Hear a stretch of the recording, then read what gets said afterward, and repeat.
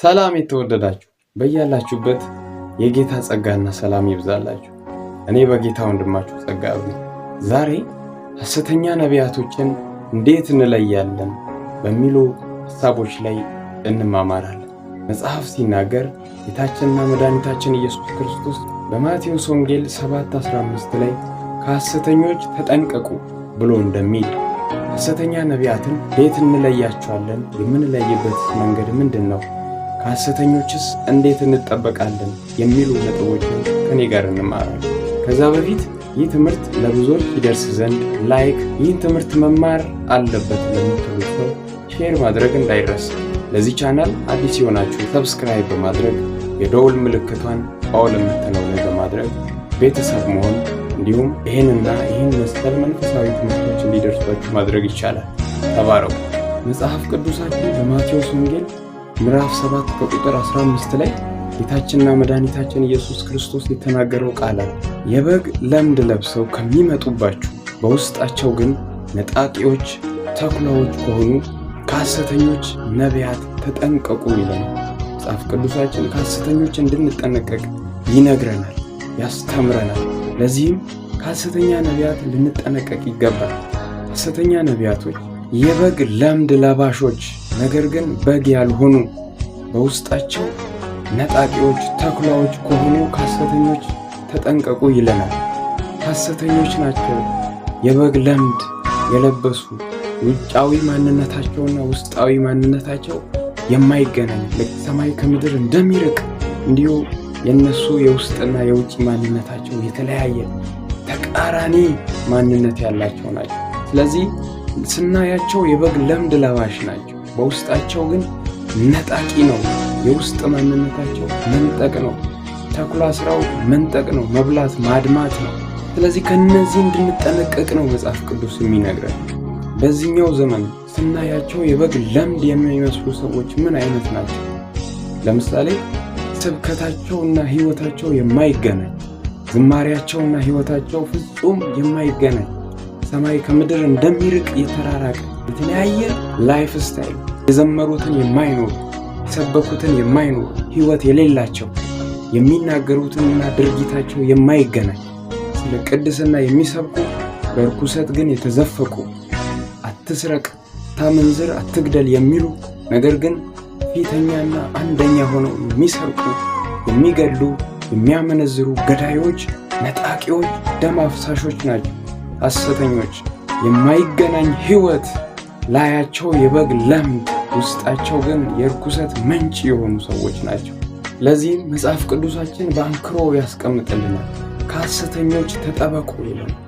አሁን ባለንበት በዚህኛው ዘመን ካልተጠነቀቅን፣ ሐሰተኞችን መለየት ካልቻልን፣ በእግዚአብሔር ቃል መስፈርት በእግዚአብሔር ቃል መመዘኛ ማንመዝን ሰዎች ከሆነ ያስቱናል፣ ስተው ያስቱናል፣ ከመንገድ ፍቀቅ ያደርጉናል፣ ከእግዚአብሔር ሐሳብና ከእግዚአብሔር ፍቃድ ውጪ እንድንጓዝ ያደርጉናል። ምክንያቱም እነሱ ላያቸውና ውስጣቸው የማይገናኝ ሰዎች ስለሆኑ፣ ንግግራቸው የጻድቅ ስራቸው ሰይጣን፣ ውጫዊ ማንነታቸው ላይ ብቻ ትኩረት ሰጥተው ውስጣቸው ግን እጅጉን የሚዘገንን የሚያስጠላና ቀረብ ብለን ስንመለከታቸው እጅጉን የሚዘገንን የህይወት ዘይቤ ያላቸው ሰዎች ናቸው ሐሰተኞች። ከሐሰተኞች ልንጠነቀቅ ይገባል። ሰባኪዎች እንጂ ነዋሪዎች ያልሆኑ፣ ዘማሪዎች እንጂ ህይወት የሌላቸው፣ ተናጋሪዎች እንጂ ድርጊት የሌላቸው በጣም ነቅተን ልናይ ልንመረምር ይገባል። የበግ ለምድ ለባሽ ናቸው፣ ነገር ግን ውስጣቸው ነጣቂ ነው፣ ተኩላ ነው። ክርስትና ወጥ የሆነ አቋም፣ ወጥ አንድ አይነት የሆነ የህይወት ዘይቤ የምናራምድበት፣ የምንኖርበት፣ ከመኖር አልፈን የምናንጸባርቀው፣ ሻይን የምናደርገው፣ ለሌሎች ምሳሌ የምንሆንበት፣ ህይወትን የምናሳይበት፣ የምናጋራበት፣ የእግዚአብሔርን ልጅ ወልድን ኢየሱስን የምናሳይበት፣ ህይወትን የምንገልጥበት መንገድ ነው። ውጪው የሚያምር ውስጡ ግን ፍሬ የሌለው እዚህ ገባ የማይባል የህይወት ዘይቤ የህይወት ፍሬ የሌለው ማንነት አላቸው ማለት ነው። መጽሐፍ ቅዱስ ሲናገር ማቴዎስ ወንጌል ምዕራፍ 23 ከቁጥር 27 ላይ ጌታችንና መድኃኒታችን ኢየሱስ ክርስቶስ እንደዚህ አለ፣ በውጭ አምረው የሚታዩ ውስጣቸው ግን የሙታን አጥንትና እርኩሰት የሞላበትን በኖራ የተለሰኑ መቃብሮችን ስለምትመስሉ ወየውላችሁ ይላቸዋል ለሐሰተኞች። በውጭ ታይቶ የሚያምር እጅጉን የሚስብ አለባበስ፣ የሚማርክ ጠረን ያላቸው የውጭ ማንነታቸው ለብዙዎች አትራክት የሚያደርግ የሚስብ፣ ነገር ግን ጠጋ ስንል በውስጣቸው የሙታን አጥንትና ርኩሰት ሁሉ የሞላባቸው ማንነት ካላቸው ሰዎች ራሳችንን ልንጠብቅ ይገባል፣ ልንጠነቀቅ ይገባል። የጌታን መንገድ ከሚያስቱ፣ የጌታን መንገድ ከሚያጣምሙ፣ የእግዚአብሔርን ሐሳብ ከውስጣችን ጠርገው ሊያወጡ ከሚፈልጉ ከሐሰተኞች ራሳችንን ልንታደግ ይገባል። መጽሐፍ ሲናገር በዮሐንስ ወንጌል ምዕራፍ 10 ከቁጥር 10 ላይ ሌባው ሊሰርቅና ሊያጠፋ እንጂ ስለሌላ አልመጣም ይላል ጌታችንና መድኃኒታችን ኢየሱስ ክርስቶስ። እኔ ሕይወት እንዲሆን እንዲበዛላቸው መጣው ብሎ ይናገራል። ስለዚህ ወዳጆች ሌባው ሊሰርቅ ነው፣ ሌባ ሊገድል ነው፣ ሌባ ሊዘርፍ ነው፣ ሌባ ሊያጠፋ ነው የሚመጣው። ጊዜ ሰዎች ጽድት ብሎ የለበሰን ሰው ይሰርቃል ብሎ አያምኑ። ልብሱ ግን የቆሸሸ ያደፈ የተቀዳደደን ሰው ይሰርቅ ይሁን ይዘርፍ ይሁን ብለው ብዙዎቻችን እንጠራጠራል። መጽሐፍ ቅዱስ ሲናገር የበግ ለምድ ለባሾች ናቸው። ሲታዩ በጣም ኩል ፕሮቶኮላቸውን የጠበቁ የሚመስሉ ናቸው። ነገር ግን በውስጣቸው ያለ ርኩሰት የሙታን አጥንት ይሏል። የማይጠቅም ነገር፣ ፍሬ ቢስ የሆነ ነገር በውስጣቸው ይዞ የሚንቀሳቀሱ ሰዎች ናቸው። የክርስቶስ ተቃዋሚ መንፈሶች ናቸው። ስለዚህ ከነዚህ ልንጠበቅ ይገባል። ሌባው ሊዘርፍ፣ ሊያጠፋ፣ ሊነጥቅ በውስጣችን ያለውን ነገር ሊያራግፍ ይመጣል። እኛ በውስጣችን ያለውን ነገር ልናራግፍ አይገባም። ልንጠነቀቅ ይገባል። ልንመረምር ይገባል። ልናይ ይገባል። ከየት ነው ልንል ይገባል። ያላዩትን አየን የሚሉ፣ ያልሰሙትን ሰማን የሚሉ፣ እግዚአብሔር ያልተናገረውን ተናገረ የሚሉ በማስመሰል የተሞሉ ሕይወት ከሌላቸው ከሐሰተኞች ሕይወታችንን ራሳችንን ልንጠብቅ ይገባል። ወዳጆቼ ሐሰተኛን ማውገዝ የቤተ ክርስቲያን ኃላፊነት ብቻ አይደለም። እያንዳንዳችን ልናወግዝ፣ ልንጠነቀቅ፣ ልንርቅና ልንሸሽ የሚገባን ነገር መጽሐፍ ቅዱሳችን ስንመለከት በአንደኛ ነገሥት በ22ኛው ምዕራፍ ከ1 እስከ 12 ላይ የይሁዳ ንጉሥ ኢዮሳፍጥ ሬማት ዘገለዓድን ለመውረር በወጣ ጊዜ የእስራኤልን ንጉሥ አክዓብን ለመውረር እንውጣ ባለው ጊዜ የእስራኤል ንጉሥ አክዓብ ከመውጣታችን በፊት የእግዚአብሔርን ቃል የምንሰማበት ነቢይ ካለ አስቀድመ የእግዚአብሔርን ቃል ጠይቅ ብሎ ባለው መሠረት ሄዶ የእግዚአብሔርን ቃል ለመጠየቅ ነቢያቶችን ሰብስቦ ሲጠይቃቸው ሴዴቅያስ የተባለው የከናንያ ልጅ ሐሰተኛ መንፈስን ተሞልቶ የብረት ቀንዶችን አበጅቶ እግዚአብሔር እንዲህ ይላል ሶርያውያንን የምትወጋቸው በዚህ ነው ብሎ የሐሰትን ትንቢት እንደተናገረ የቀሩትም ነቢያት እግዚአብሔር አሳልፎ ይሰጣል፣ ሂድ ውረር፣ አሸንፋቸው፣ እግዚአብሔር ድልን ይሰጣል ብለው አነሳስተው ያላዩትን አየን፣ ያልሰሙትን ሰማን፣ እግዚአብሔር ያልተናገራቸውን ተናገርን ብለው ወደ ጦርነት በሐሰት መንፈስ እንዳስገቡት መጽሐፍ ቅዱሳችን ይናገራል።